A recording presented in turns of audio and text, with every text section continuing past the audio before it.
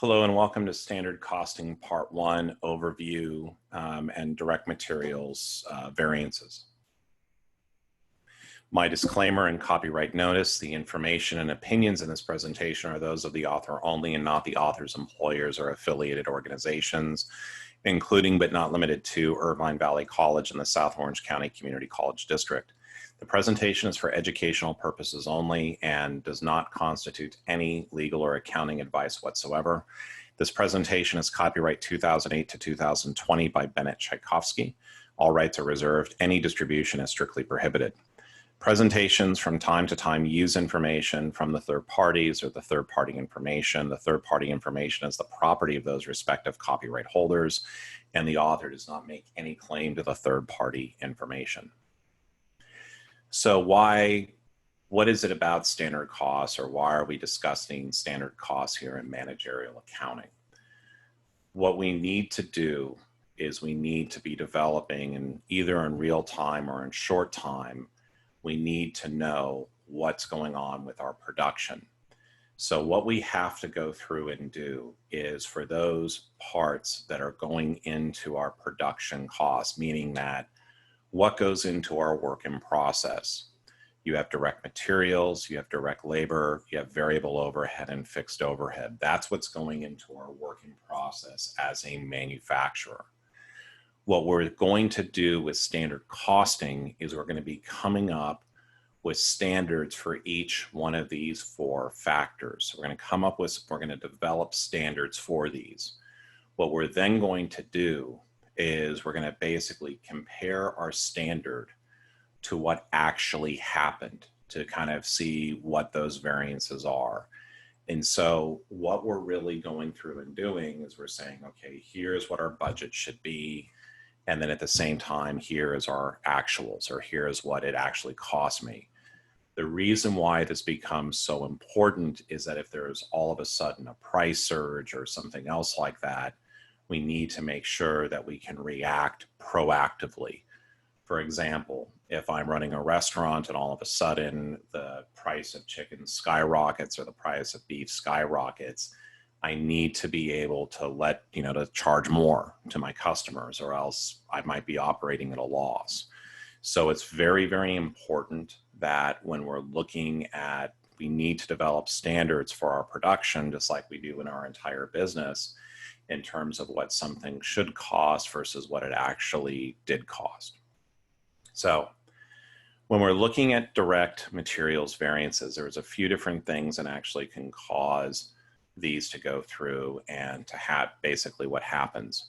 So the first example I'm just going to share with you right here is with regards to Southwest Airlines. So Southwest Airlines, their main, aside from obviously the time that we're in right now, which is April of 2020, is unprecedented. However, as we're going through and we're looking at this here, what Southwest, one of their greatest expenses was fuel. So, which is, I would consider that to be a direct material or something that they're going to be using in order to, deliver their passengers to their destinations.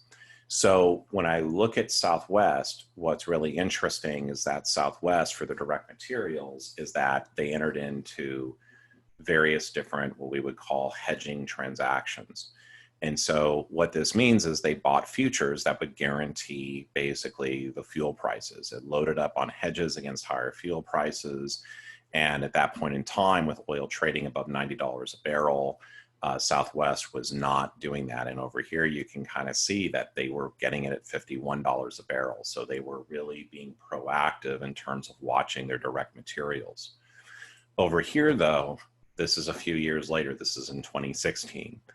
Over here, so now basically the fuel hedges have become a huge liability, where it's again one of those things where it's now, because they locked into prices that were higher than what they actually were in the market, they're going to be losing money on that. So as you look at businesses in terms of how they go through and deal with, with their direct materials costs, is how do you, make sure you get a consistent pricing. So here are the different types of things that can cause direct materials price variances. And I pulled this information over here from a great website This is accountingformanagement.org. And right over here, I've just basically pulled some of their information. They do a great job, especially with this one right over here, talking about the different things that can cause direct materials price variances. So let's just kind of go through a few of these that this website goes through and points out. The first one being the order size. And generally, the more we order, the better pricing we should actually receive. So if we're purchasing in larger quantities, then our prices for those direct materials that we're using in our production should theoretically be less. The other thing that can impact us in terms of our direct materials variances are the rise in prices.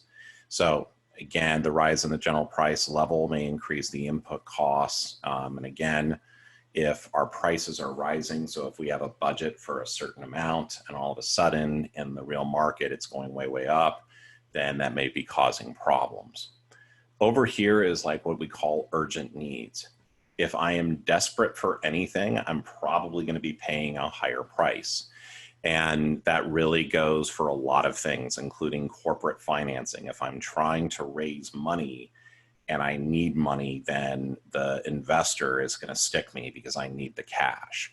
So if you need something desperately, then you're probably going to be paying a higher price because, again, you'll pay whatever cost. For quality is that I may end up, depending on how good the materials are that I'm getting, right? That can either be favorable or an unfavorable, result in a favorable or unfavorable variance. How good is the materials that I'm putting in? If they're bad materials, I end up using more for my production process. Inefficient standard test setting is my standard cost realistic for direct materials, is when I'm budgeting realistic. Over here, transportation, remember as part of inventory or raw materials inventory, the transportation cost is included in that. So that can also be an impact on basically my holding costs. Over here, if a company is doing just-in-time manufacturing, meaning that they're really trying to order as soon as they order the supplies, as soon as the customer puts it through, and if I have a rush order, this can also increase my costs. And then lastly, we have inefficient or unreliable suppliers. If all of a sudden one supplier cannot deliver the product, then what I need to end up doing is finding somebody else, and that can in turn increase my costs. So if you want to read up more on this, again, a great website. I'm going to put this back on the bottom of my YouTube video just so you can get that link. So when we're talking about analyzing direct materials, there's a couple different things that we want to just kind of, and these are the abbreviations that I'm using, but it's the actual quantity, actual price, standard quantity, standard price, total variance, price variance, quantity variance, and then my total variance is the sum of these two. So the total variance is going to be what I actually paid for my direct materials versus what I should have paid. And this, what I actually paid was the quantity that I used times the price per the quantity versus the overall budget. And we'll see here in a few moments, that's my total variance. So AQ, AP minus SQ, SP, or standard quantity times standard price. This is my total variance. In order to further analyze the variance, what I'm going to be doing is I'm going to be putting in this middle value, which is the actual quantity times the standard price. When I do this, I'm going to be able to further analyze this total variance by both price and quantity, and we'll see how that works in just a moment. So, favorable versus unfavorable.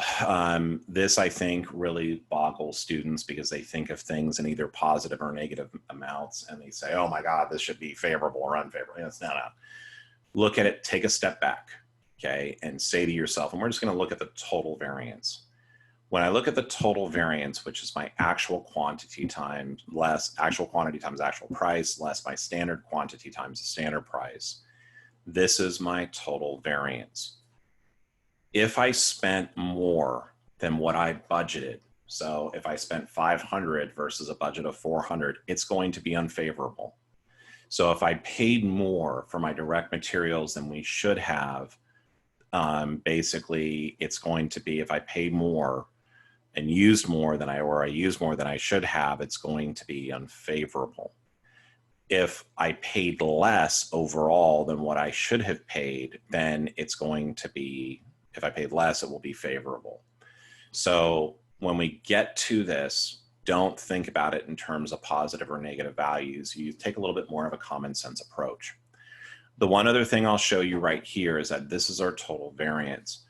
When we get to the price variance and we get to the quantity variance, we're going to be exploring these by putting in this middle value here, or the actual quantity times the standard price.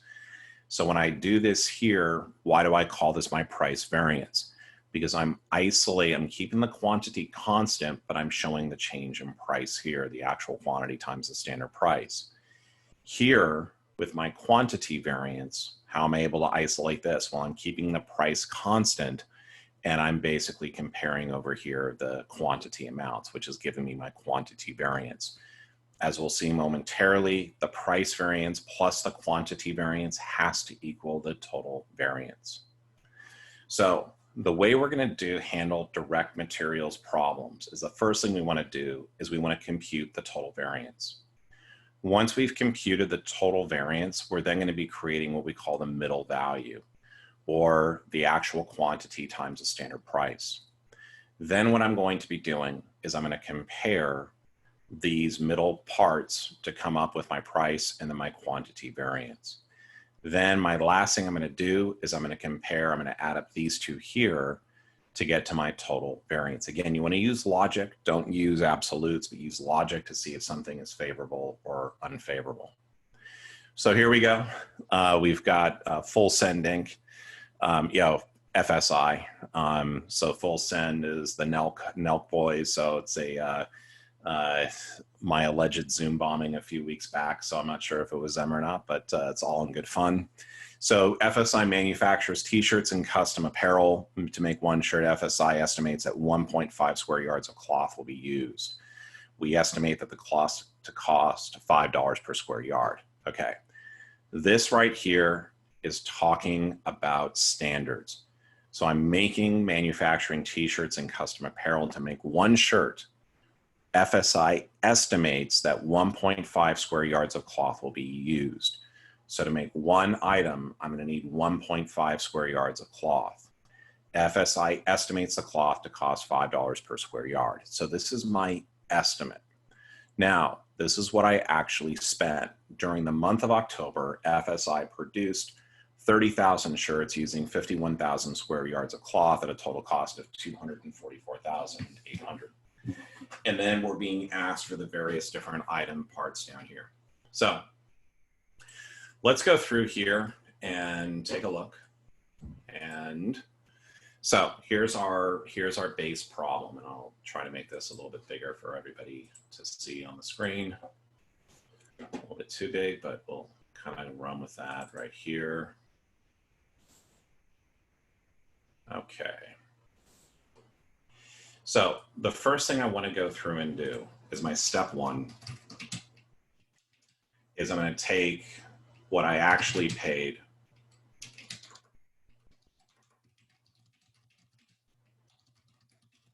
or actual quantity times actual price less the budget for the materials, or standard quantity times the standard price, which is going to be giving me my total variance.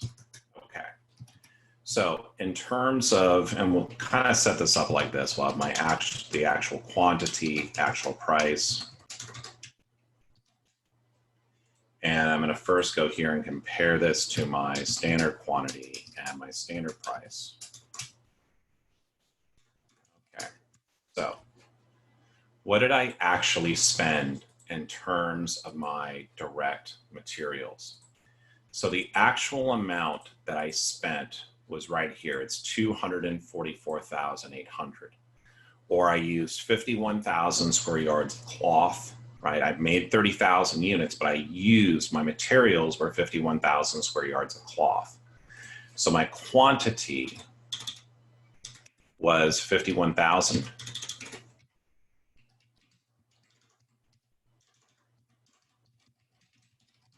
It was 51,000.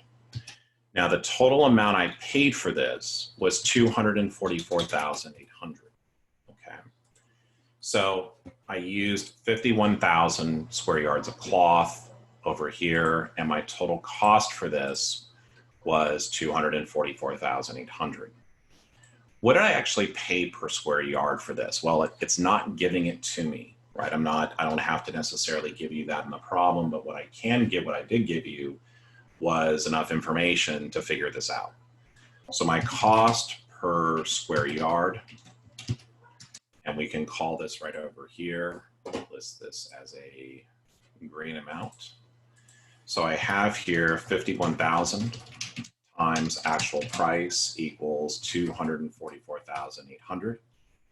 So I'm going to have my actual price is 244,800 divided by my by 51,000, which was the number of square yards that I used. So my actual price is going to be equal to $4.80. Okay, so am I that good at math? No, I've done this problem already a few times. So there you go. Okay, so this is what I actually spent. So I used right over here. So during the month of October, I produced 30,000 shirts. Now that number is important, but what I'm more interested in is how much materials did I actually use to make those 30,000 shirts. So I used 51,000 square yards of cloth at a cost of $4.80 for a total cost of $244,800. Now, I didn't give you the 480, but can you figure it out? And that answer is yes. So what I'm now going to do is I'm now going to be comparing this to what should I have spent to make 30,000 shirts. So let's go back up here and look at our standard. So this is what it cost me in materials to make 30,000 shirts. How much should have it cost me to make 30,000 shirts? Well, if I look over here, so if my shirts produced were 30,000, okay? And my estimate here is to make one shirt. I am estimating that it's going to be 1.5 square yards of cloth. So square yards cloth per shirt. Okay, so it's right over here.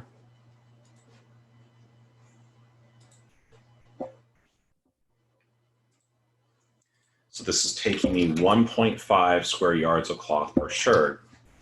So the total square yards of cloth to make 30,000 shirts should have been right over here, should have been 30,000 times 1.5, or I should have been using 45,000 square yards of cloth to go through and to make these shirts for FSI. So right over here, I should have used 45,000. Okay. So now that I have that information here, right? So the amount to make 30,000 shirts,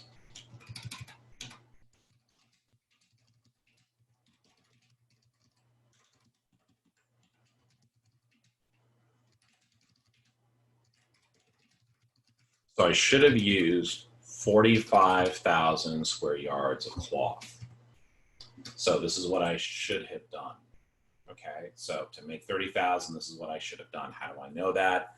It's 1.5 square yards of cloth will be used. Now, the second part here is what should each square yard of cloth have cost me? Well, right here it says we estimate the cloth to cost $5 per square yard. So here I'm going to input 5, which is the cost I should have been paying per square yard. And I'm going to get my total amount here in terms of my budget for those 30,000 shirts to be 225,000. Okay, again, where's the 225? This is 45,000 times $5 per, or 225,000. So on an overall basis, I actually spent 244,800 on the shirts, right? So my actual quantity times the actual price is 244,800 minus what should I have spent, my standard quantity times my standard price. This is here giving me my total variance, or 244,800 minus 225, or the difference between these two values gives me a total variance right here of 19,800. Now, one of the things I mentioned earlier on in the videos was that I don't want you to worry about if the number is positive or negative. The question I would have for you is that this variance favorable? Is the total variance favorable or unfavorable? Well, the total variance, and again, I'm not looking at price or quantity, the total variance is going to be unfavorable. The actual amount spent is greater than the budgeted amount. So since I spent more than what my standards were, that overall variance is going to be unfavorable. So that's by far the first and most important thing you can do with these questions, is figuring out what is my total variance. Once I've figured out my total variance, my second step in doing these different types of problems, and let's go back over here and look. So I figured out the total variance. Now what I want to do is I want to create what I call the middle value, or the actual quantity times the standard price. So let's take a look at this real quick.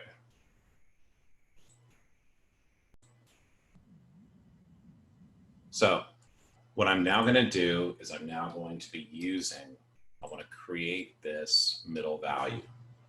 And the way that I'm going to go through and do this is to take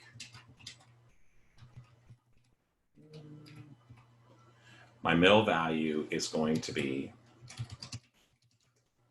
the actual quantity times the standard price, or AQ times SP. And my actual quantity over here is 51,000 square yards of cloth. My standard price is going to be right over here, or my budgeted amounts.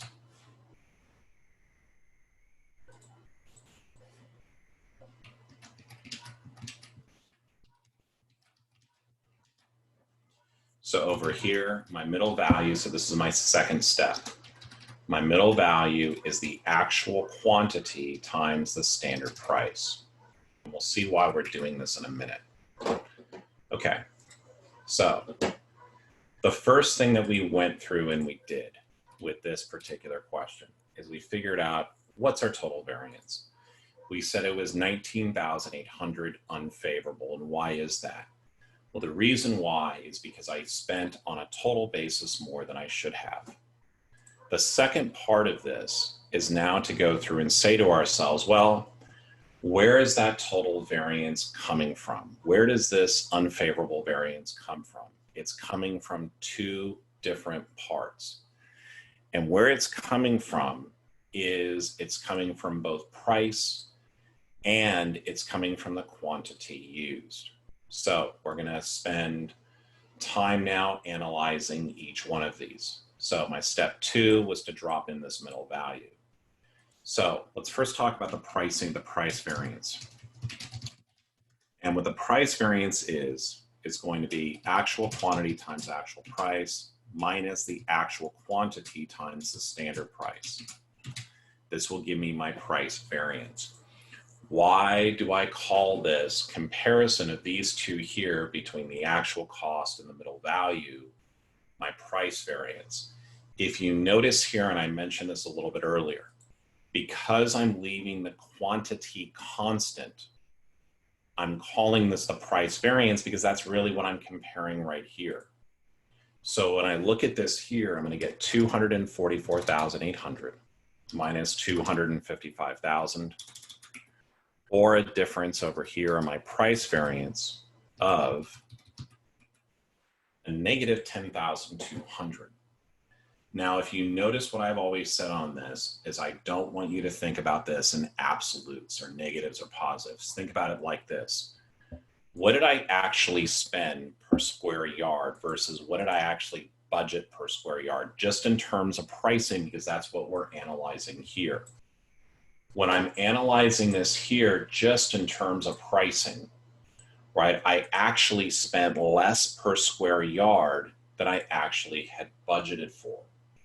So because I spent less per square yard, this is going to be a favorable price variance, meaning that we spent less than we budgeted. Okay, so this is a favorable pricing variance because we spent less per square yard than we budgeted. So that's why we call this part here the price variance. Again, first step, total variance. That's what we're doing first. Second step, I'm putting in this middle value. Why do I use the middle value? Because it's helping me isolate where the variances are coming from. So right over here, this is step 3. Determine price variance. Okay. The next one here is going to be, now we're going to look on the other side of the equation, which is going to be our step 4. We're going to determine the quantity variance. The way that we're going to go through and determine the quantity variance is we're going to look at the other side. Instead of looking at AQ times AP less AQ times SP, we're going to be looking at, this is going to be AQ times SP minus SQ times SP. For this one right here, right, and why again, why do we call this the quantity variance? Well, when we're comparing these values here, what is constant? Well, my standard price is constant. So when I go through and I make this comparison here with these two values, because I'm leaving my price constant, I'm able to isolate the quantity variance. So right here, this is going to be 255,000 minus 225,000. And over here, this is going to be a $30,000 quantity variance. Now, is this quantity variance favorable or unfavorable? The answer is, I don't care if it's positive or negative. Let's look at the numbers. So to make 30,000 shirts, I used 51,000 square yards of cloth. But how much should I have used? Well, I should have only used 45,000. So is this going to be favorable or unfavorable? This is going to be an unfavorable quantity variance. We used more material than we budgeted. So again, right over here, okay, I used more than I should have. So therefore it is going to be unfavorable. Over here for the price, I paid less than I should have. Therefore it's favorable. So that's step 4. Now, step 5 is going to be check our work. So to go through and to check our work, what we're really checking is that does the total variance equal the price variance plus the quantity variance? So my price variance was 10,200, and this here was a favorable price variance, a negative 10,200. Here I have a 30,000, okay, and this is here is going to be an unfavorable quantity variance. So in the aggregate, right over here, in terms of my total variance, if I add these two up, does these equal my total variance? And the answer is yes. And the total variance of the net of these is going to be unfavorable because that unfavorable is larger than the other. So basically right here, I've got an unfavorable total materials variance. What is this made up of? My pricing variance plus my quantity variance gives me my total variance. So again, this is how we want to go through and tackle these problems. If you have your own way of doing it, that's great, but you've got to put in the middle value, because what you're going to be asked to do for these types of questions, generally you're going to have to figure out what is the total variance, what is the price variance, what is the quantity variance, to figure out those different questions. So right over here, going through these different steps, and then we get back down over here. So this is how ultimately we're going through and we're checking our work. So I would like to thank you today for watching this video. If you have any comments or you would like me to work on different problems or questions for future videos, please send me comments to 1812cpa@gmail.com. Have a great day and a more pleasant tomorrow. Have a great one.